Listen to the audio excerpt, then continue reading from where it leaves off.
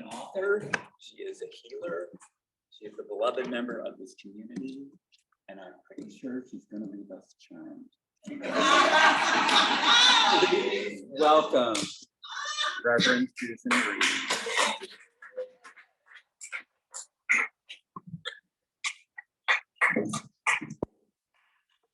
I'm going to get taller immediately. Hello, those on Zoom. So I'm in a dilemma because the opening song with the line, "Love is my decision. No one else can make me forgive." The opening prayer, the poem about the leaves and how perfect. I've really just begun to see leaves falling, huge amounts of leaves, or driving and seeing them falling, the letting go, which is so much a part of forgiveness. So thank you for that beautiful poem. And then my decision of when, I forgot to put on my prayer shawl. Some of you know that my prayer shawl, when it was made, I had it endowed with the experience of Mirror One. So I did take it from the house this morning and I put it here, and now I've remembered it. So I have nothing to forgive for forgetting because I remembered. So first, Dottie, thank you for giving the beautiful, beautiful flowers for me today. And as many of you know, and as Kim indicated, that you will leave charmed, you will start charmed today. Let me say something to those of you on Zoom. In a little while, I'm going to have the members of the community here in person endow the charm with a particular request for forgiveness or whatever they want to endow it with.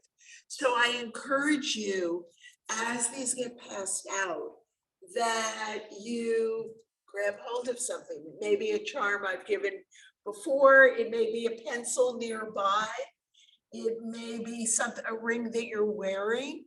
It may be, excuse me, a penny that you have nearby. So I'll just take a moment, and I've got to take one for myself because, oh, I'm away from the microphone. Okay. So just make sure people in the middle. And so I'm going to hold up this charm. It's very tiny. Everybody's getting the same one. So don't be concerned about looking for the perfect one, and trust that the one that you've taken is the perfect one. So this is a little heart. I've given out many hearts before, and this one says, "Made with love." And I like to be forgiving of reminders. And this is a reminder for each one of us that we are made with love. And so forgiveness is the title that I chose for today, is forgiveness equals love in action. And it's our actions in our thoughts, our words, our behaviors that give us the opportunity to express love, or at those moments when, I don't remember the exact word, I think it was you, Kim, that mentioned in the opening prayer, that sometimes the holding on to the desire for revenge, the making judgments, our certainty that someone else is wrong, sometimes the holding on to that is so glorious. It feels so good. We feel so alive because the feelings are so strong. And yet, what if the desire for resentment the holding on to grudges, is truly a call to each one of us for love, to lead with love, to be the reminder that we are love in action. Or while we're still on the path, we're in the shadow and we've forgotten that that is our work here, to be mighty expressions of love. So some thoughts about forgiveness. In 2006, I wrote a book with we became friends. We were apprentices in 1999 and into 2001 with Don Miguel Ruiz, who wrote the Four Agreements. And we decided to write a book. We wrote a book called With Forgiveness, which is no longer available. And I'm making a commitment in community. I'm redoing this book in 2023. So I brought it with me today simply because this is a topic I have spent a lot of time focusing on. And very briefly, my introduction in this book is a story that some of you have heard before. So I'm not going to go into every detail. I'm just going to tell you the bottom line. I'd been divorced for many years. I had written to my former husband, Bill, to asking him to please send me movies that we had made when we had nothing to do on a Saturday afternoon or Sunday. We would make movies, home movies, and some of them very funny. And I received a letter from him on hospice stationery telling me he has considered my request and wasn't sending me the movies. I thought, this guy really has a problem. So I wrote back with a major chip on my shoulder that some of those movies were of my father, who had died many years before, and he's a director of a hospice program, and how could you not be sending me the movies? And maybe it's because I didn't send money. I sent a check. Weeks went by. He wrote, I will decide who sends me movies. I will decide who gets to see our home movies. So I thought, this guy really has a problem. I thought it really had absolutely nothing to do with me. And weeks went by. I went to a workshop on forgiveness, and in the guided visualization, the instruction was, there's a door on the right, somebody will come in, forgive that person. And it was my former husband, Bill.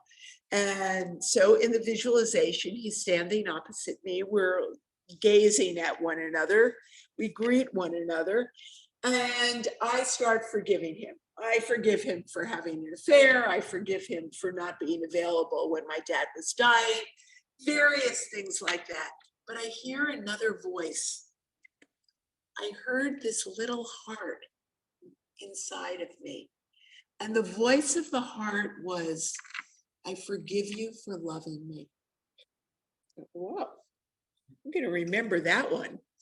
And so I opened my eyes, and the workshop was over. I was with a friend. We had left. We were talking, and I said, this is what I heard. Forgive you for loving me. I really understand now what the fatal flaw of this marriage was, or what the gift of this marriage was. And that was, I didn't love me.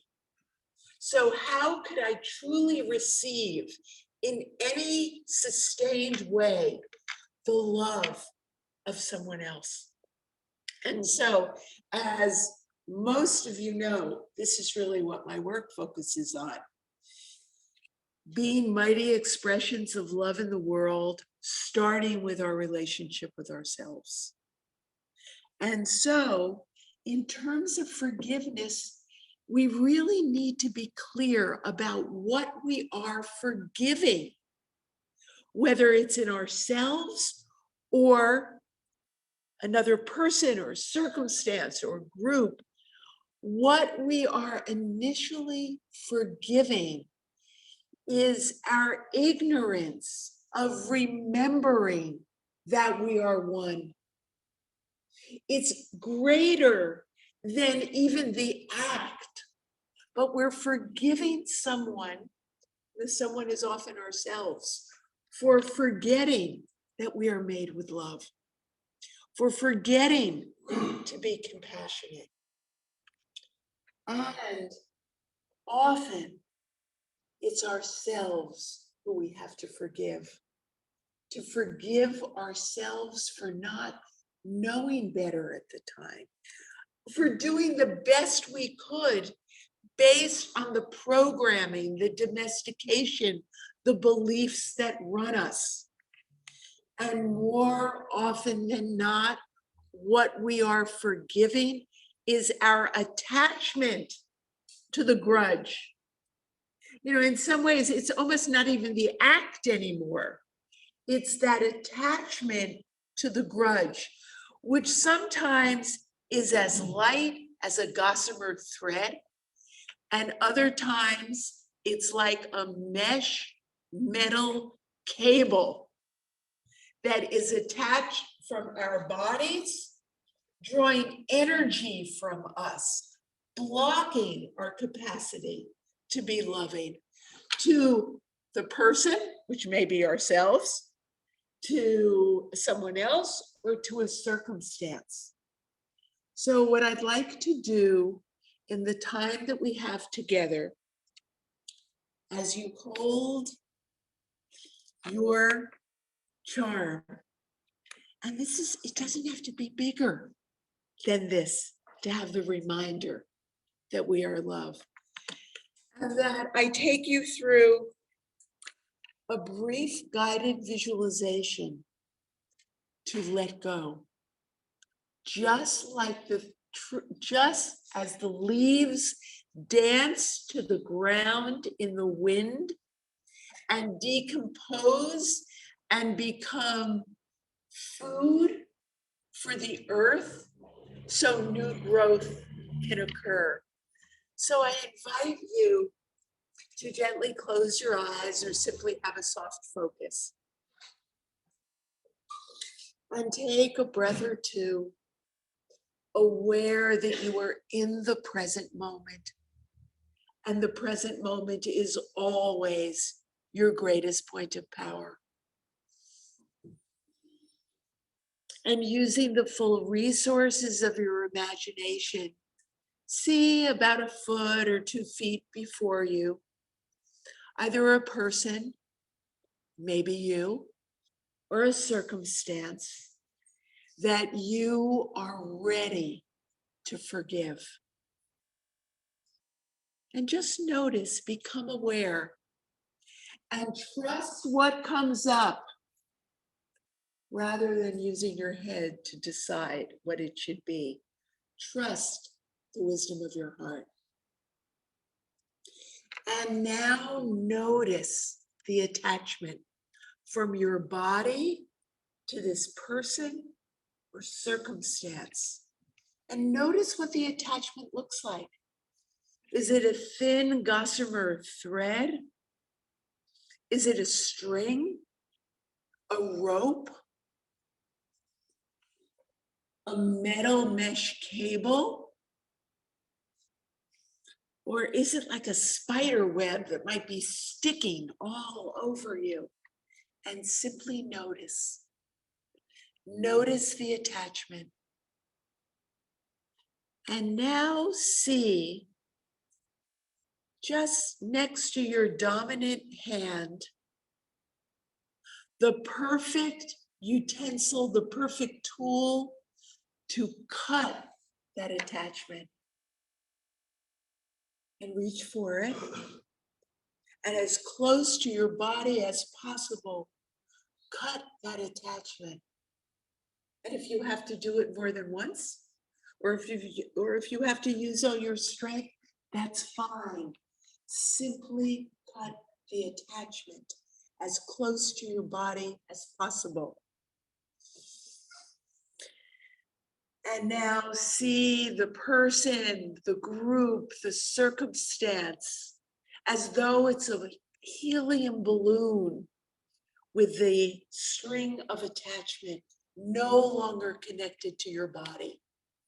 And continuing to use the full resources of your imagination, see this helium balloon with the attachment lift up, up, gently up, becoming smaller and smaller and smaller until it disappears. And now go back to that space in your body and look at that spot where you cut the attachment and look inside and notice if there's any remnant of the attachment inside your body. And if there is, gently, as though it's a tape, a ribbon, gently pull it from your body as long as it takes and drop it to the earth. Knowing that Mother Earth has the capacity to transform whatever she is given, as though it's a leaf fallen to the earth, decomposing and feeding, nurturing Mother Earth, opening each of us to greater possibilities to give and receive, to receive and give love. And now in a few seconds in the silence, when you've done this, simply notice how you feel. Are you lighter? Are you seeing the person or the circumstance or the situation from a new perspective? And for some of us, we can do this once and have what we consider a transformative experience.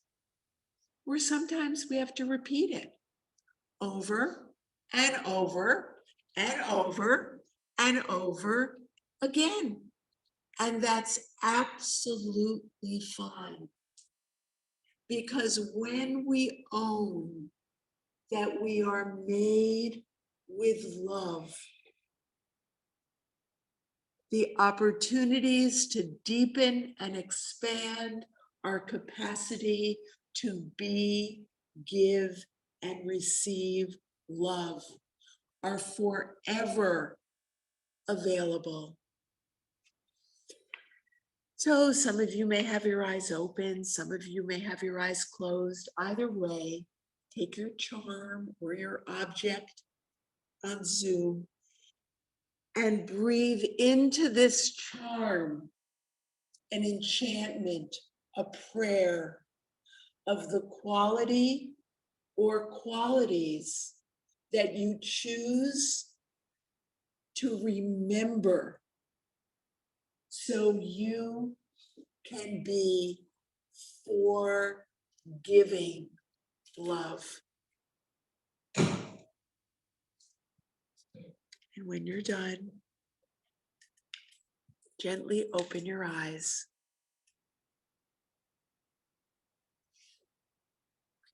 And in closing, look around our room here in Watermill or at the faces on your screen on Zoom and notice all of the other expressions of love.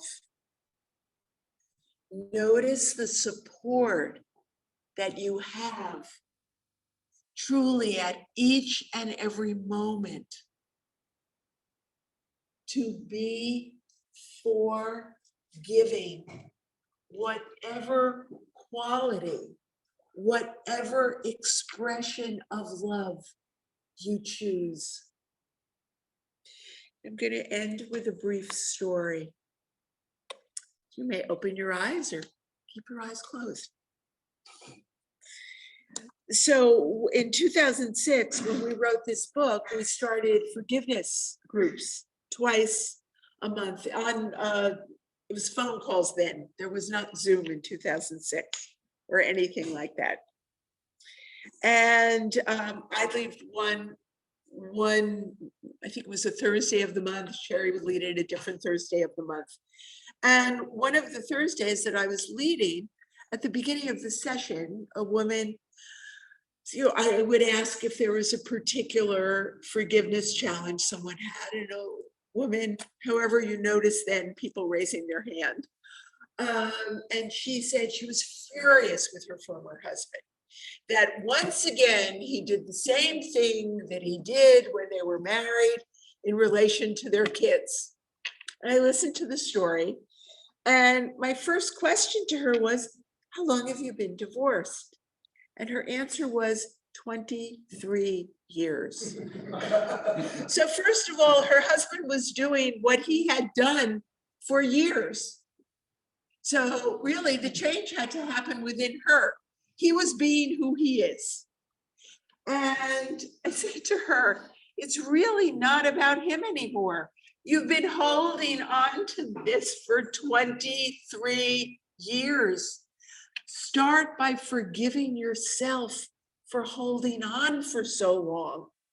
Not that there's something wrong with you, but that you realize today that the forgiveness needs to come from within.